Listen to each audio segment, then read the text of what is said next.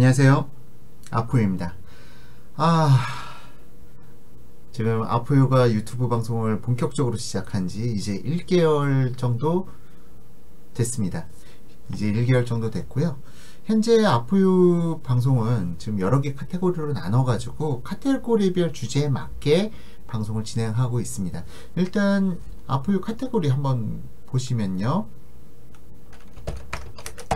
유튜브에서 아포유로 검색하시면은 바로 아포유가 검색이 되고요. 들어가시면은 첫 번째로 아파트 시장 인사이트, 그리고 두 번째 아포유 논평, 세 번째 한국감정원 아파트 가격 지수, 그리고 아파트 시장 지역 분석, 이러한 카테고리로 구성해서 지금 진행하고 있고요. 오늘 방송은 아파트 시장 인사이트 카테고리 중에서 금리, 정책, 물량이 부동산 시장에 미치는 영향, 네 번째 방송을 오늘 진행하려 합니다. 유튜브에서 아포유를 검색하시고 나서 꼭 구독 신청 한번 눌러주시고요. 자, 그러면은 지금 이 방송이 워낙에 좀 오랜만에 진행이 되는 방송이다 보니까 지난주 진행했던 방송에 대해서 복습 차원에서 한번 진행해 보자면은, 금리 실질적으로 시장에 직접적인 영향을 미치지 않는다. 자, 보시면은 2005년 9월 이전에 8월 달에는 금리가 3.25%였어요.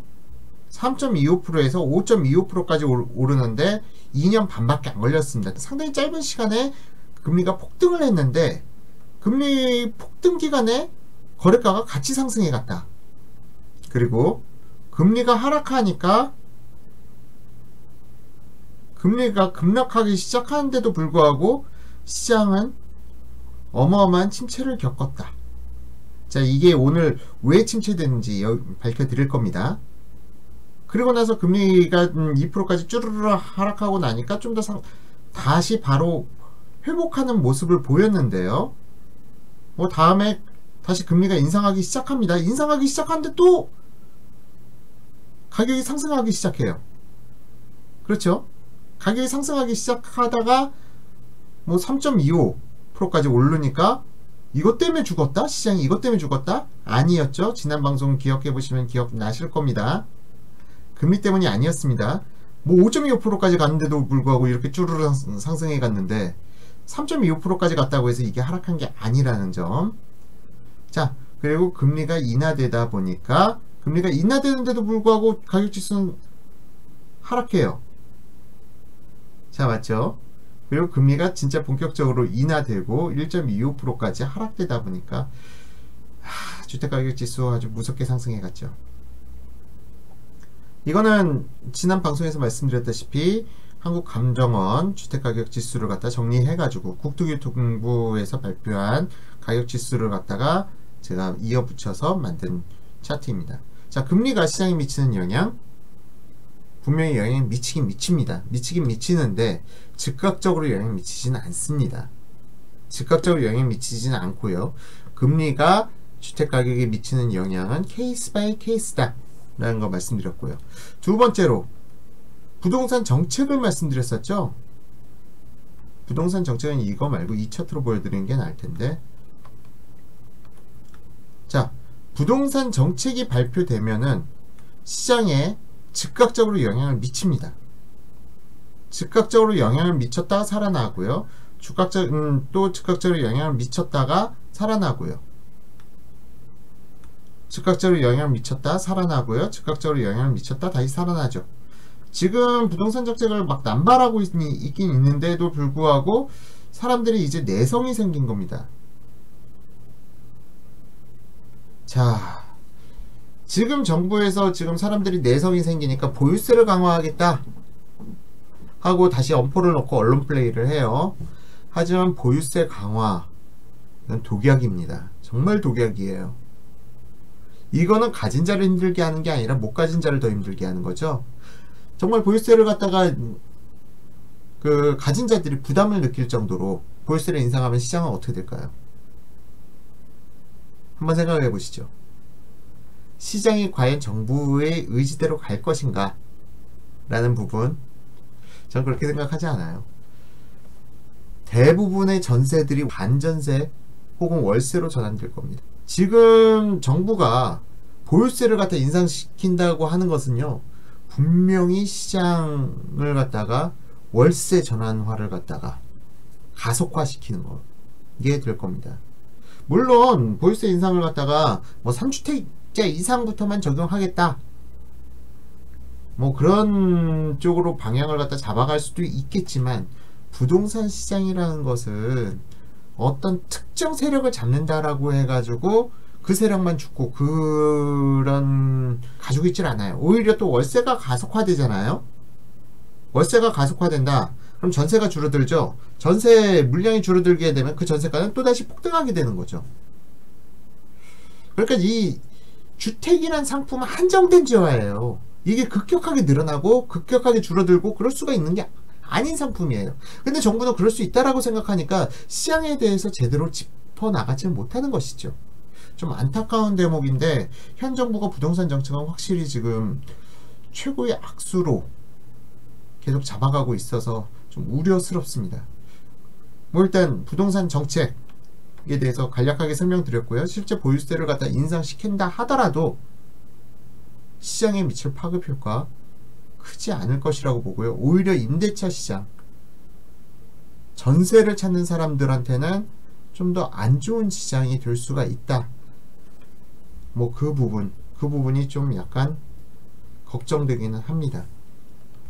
이상으로 지난 강의에 대한 복습 시간 마치고요. 오늘은 입주 물량이 시장에 미치는 영향 이제 진행하도록 하겠습니다. 물론 지난 방송이 거의 분량으로 따지면 다 합치면 한 2시간 정도 될 거예요. 이걸 갖다가 뭐 지금 단 몇 분 만에 간략하게 말씀드리는 거니까 누락된 부분이 많습니다. 실제 주택시장에 미친 가장 큰 여파를 미쳤던 거는 무엇이었는지, 그런 부분은 제가 이번 시간에서는 짚어드리지 못하고요.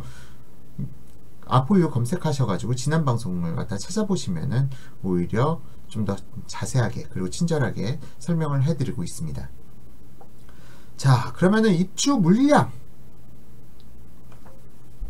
물량이 부동산 시장에 미치는 영향, 제가 서두에서도 아주 강력하다라고 말씀을 드렸었죠. 아주 강력하다고 말씀을 드렸는데 얼마나 강력했을까요? 위에 차트, 지금 보시는 위에 차트만 가지고 제가 지금까지 설명을 드렸는데, 밑에 있는 차트가 바로 서울시 12년간의 입주 물량을 싹 다 정리하는 차트예요. 이 입주 물량을 보시면은 서울시의 경우 한 달 8,000세대가 넘어가게 되면은 시장이 위축이 되는 모습을 보여주고 있어요. 입주 물량이 월별 8,000세대가 넘어가게 되면은 시장은 위축이 됩니다.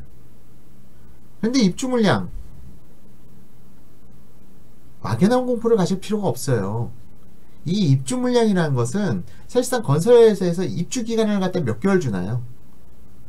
거의 대부분 보통 2개월짜리죠. 2개월 내에 이 시장 침체에 대한 이벤트는 끝난다라고 볼 수 있어요. 입주 물량이 근데 좀 많이 무겁다 하면 이게 결국 몇 개월 갈 수도 있지만, 그 몇 개월이라는 게 그렇게 수개월은 아니고요. 길어야 4개월. 뭐 그런 시장이라면은 좀 그 수분양자들이 잔금 지연이라든가 뭐 그런 부분에 대해서 좀 문제가 있을 수는 있지만 실질적으로 이것도 입주가 마무리되는 시점부터는 재상승세에 돌입합니다. 그러니까 입주 물량이라는 것은 사실상 이 입주할 타이밍, 이 타이밍은 공격적으로 매수 타이밍이에요. 입주 물량이 많아가지고 시장이 버겁다, 이때는 매수 타이밍이고요. 매도 타이밍은 절대 아니죠. 자, 보시죠. 이 차트 보세요. 지금 이 입주 물량 8,000세대가 넘어가는 시점들마다 기준 주택시장 반응 한번 보세요. 대표적인 2008년 8월이 될 겁니다. 이 당시 입주 물량 어마어마했죠. 잠실의 여파, 거기다가 송파 일부 단지의 여파로 인해서 시장이 급격하게 파이는 모습 보이죠. 실질적으로 2008년 8월 시장의 침체의 근본적인 원인은 이 입주 물량이었습니다. 이 입주 물량 때문에 기존 주택시장이 이렇게 파였던 거예요. 금리 아니고요. 금리 아니에요. 금리 아니고 정책은 이때 MB정부 들어서 가지고 부동산 활성화 정책을 갖다 펴준 시기예요. 그럼에도 불구하고 이때 왜 파였냐? 물론 서브프라임 모기지라는 부분을 얘기하시는 분들도 계신데 이건 이미 이전 방송에서 다 설명드렸습니다. 이 어마무시한 입주 물량이 기존 주택시장을 강타를 한 거죠. 그리고 8,000세대가 넘어가는 타이밍들 보시면은 다 기존 주택시장 거래량 움푹 파이죠. 움푹 파여요. 파입니다. 입주 물량이 그렇게 기존 주택시장에 미치는 영향이 밀접해요. 입주 물량이 많으면 기존 주택시장은 침체됩니다. 자, 보시죠. 다시 한번 설명드릴게요. 입주 물량 시장에 어마어마한 직접적인 영향을 미친다. 하지만 입주 물량 앞서 말씀드렸다시피 보통은 2개월짜리 이벤트, 길어야 4개월짜리 이벤트라고 말씀드렸어요. 그리고 물론 이 입주 물량 지금 이게 2008년 8월달 자세히 보이시죠? 이 입주 물량이 2008년 6월달부터 시작해서 6, 7, 8, 9월달 동안 이 몰렸던 입주 물량이 불과 4개월 동안에 약 35,000세대 정도 입주 물량이 몰렸어요. 35,000세대의 입주 물량이 4개월 동안 몰리다 보니까 시장이 이렇게 파인 거지. 앞으로도 앞으로 5년 내에 이런 현상은 다시 발생되지 않습니다. 물론 송파 헬리오시티 많다 하지만 이 시기에 비교하면은 한 반 50% 수준이라고 볼 수가 있어요. 송파 헬리오시티가 2018년 12월에 입주를 하는데 물론 그때 시장에 좀 단기적 여파는 강하게 나타날 거예요. 단기적으로 하락 여파는 나타나지만 이 당시 2008년도만큼 이거에 한 50% 수준밖에 안 되는 입주 물량이기 때문에 그게 이때처럼 2008년도 당시처럼 시장을 갖다 위축시키기는 쉽지 않다라는 부분을 갖다 제가 지금 말씀드리는 겁니다. 자, 그러면은 이걸 갖다가 우리가 실생활에 적용시켜 보죠. 이 입주 물량이 많을 때 아파트를 매도하면 될까요? 안 될까요? 이 입주 물량이 많을 때, 이 파이는 시기, 이때는 매도를 하려고 해도 매도가 되질 않아요. 거래도 안 되고요. 가격을 낮춰서도 거래가 될까 말까예요. 그렇기 때문에 이렇게 입주 물량이 몰린 시점, 이거는 2014년 5월이네요. 이 입주 물량이 몰린 시점에서는요, 부동산을 매도해서는 안 되는 겁니다. 자, 보시죠. 입주 물량이 몰린 시점 거래량 급감하죠. 물론 이때는 113 부동산 대책과 최순실 사태가 겹쳐서 발생된 일이기도 하지만 이 입주 물량이 분명히 여파는 미쳤죠. 자, 그러니까 여러분들께서 항상 미리 내가 주택을 매도할 계획이 있으시다면 이 입주 물량을 함께 보셔야 되는 거예요. 반드시 그러셔야만 합니다. 안 그러면은 나는 왜 이때 시장이 침체되는지도 모르고 부동산 분위기에 휘말려 가지고 저가에 매도를 하게 되는 것이죠. 그렇기 때문에 이 입주 물량이 많은 월 앞뒤로 2, 3개월 동안은 매도를 갖다가 피하셔야 되는 거예요. 자, 지금 11월달 2017년 11월 10월 9월 거래량이 8위 대책에도 불구하고 어느 정도 5,000세대 이상 선전하는 효과를 나타내고 있죠. 지금 앞서도 말씀드렸지만 10월달, 11월달 거래량 전부 다 취합된 거 아닙니다. 아직 10월달도 더 올라갈 여지가 있고요. 11월달도 더 올라갈 여지가 있습니다. 11월달은 무조건 더 올라갈 거예요. 그럼 거의 한 7,000세대 이상의 거래량이 나타날 수가 있는 건데요. 7,000세대 이상의 거래량이면 아주 양호한 시장이에요. 그냥 1만 건 이상의 거래량이 발생된다. 지금 이 마우스 따라서 나타나는 선이 1만 건 이상인데요. 1만 건 이상의 거래량이 발생된 건 과열됐다고 볼 수가 있습니다.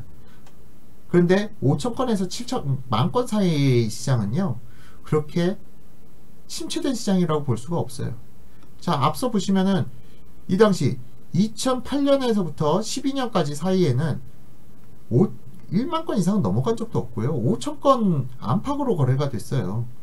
5천 건 미만으로 내려갈 시장이 침체된 거지, 지금 5천 건 이상이란 건 침체된 건 아닙니다. 분명히. 자, 그럼 이 입주 물량. 근데 이 입주 물량을 갖다가 다 알 수 있나요? 우리가 일반인들이? 예. 제가 그래서 이 방송을 진행하잖아요. 언제 주택을 매도해서는 안 된다. 언제 주택을 매수해야 한다. 이 방송 지속적으로 다 입주 물량, 언제 입주 물량이 터져나가는지 다 방송 진행해 드릴 거고요. 자, 그러면은 지금 현재 다시 한번 2017년 10월, 11월, 12월 왜 기준주택 시장이 이렇게 거래량이 많이 나타났는지. 입주 물량이 없죠. 서울에 입주 물량이 없으니까 그만큼 시장이 더 뜨거워지는 겁니다. 이 부동산 시장이라는 것은 사실은 정책이란 거는 단기 휘발성이고요. 금리라는 것도 어느 정도 사실은 이 입주 물량과 더 큰 관계가 있어요. 이 입주 물량이 사실 부동산을 좌우하는 핵심 키포인트다. 근데 정부에서 지금 현재 어떻게 하고 있죠? 초과이익 컨셉 부활됐죠. 재건축 재개발 앞으로 어떻게 될까요? 또한 분양가 상한제, 이 또한 공급을 가로막는 상당한 저해 요소예요. 특히 서울에서는 분양가 상한제 때문에 아마 분양 못하는 현장들 많이 나타날 거예요. 그게 과연 장기적인 측면에서 부동산 시장을 갖다가 폭등시키는 것인지 아니면 폭락시키는 것인지, 이거는 지금 김현미 장관님께서 곰곰이 생각해 보셔야 될 문제예요. 우선 당장 현 정권 내에서만 집값을 잡고 보겠다? 오히려 지금 잡고 보면요, 지나고 나서, 현 정부 지나고 나서 폭등이 나타날 가능성이 훨씬 더 높습니다. 농후합니다. 지금 우선 당장 건설업계에서는 올해 공급 물량을 갖다가 뭐 작년보다 더 높여서 발표를 했더라고요. 과연 그렇게 될 수 있을까요? 분양가 상한제의 잣대를 갖다 엄격하게 들이밀면요, 지금 계획되어 있는 사업장 중에 절반 정도는 날아갈 겁니다. 올해 공급하겠다고 발표한 물량 중에 서울 비중이 상당히 높은데, 분양가 상한제 잣대를 너무 엄격하게 들이밀면은 얘네들은 분양 안 하고 버틸 겁니다. 일단 그거는 좀 지켜봐야 될 문제겠죠. 자, 일단 오늘 강의한 내용들 요약해서 말씀드리자면, 입주 물량 분명히 시장에 강력한 영향을 미친다. 입주 물량이 많을 때는 매수 타이밍이지 절대 매도 타이밍은 아니다. 그리고 입주 물량이 없을 때가 매도 타이밍이다. 그 부분, 입주 물량을 갖다 어떻게 알 것이냐, 그 방송은 오늘 방송이 좀 너무 길어져 가지고 사실 오늘 방송에 다 집어넣으려고 했었는데 너무 좀 방송이 길어지는 바람에 내일 다음 방송에서 입주 물량, 서울시 입주 물량 언제 어디가 많고, 그러면 각각 매도 매수 타이밍 어떻게 잡아야 될 것인가, 서울편, 경기편, 경기도? 예, 뭐 어쨌든 한번 진행할 수 있는 데까지 진행해 보도록 할게요. 그럼 오늘도 여기까지 시청해 주신 아포유 가족 여러분, 그리고 유튜브 시청자 여러분 감사드리고요. 내일 또 더 좋은 방송으로 찾아뵙겠습니다. 감사합니다.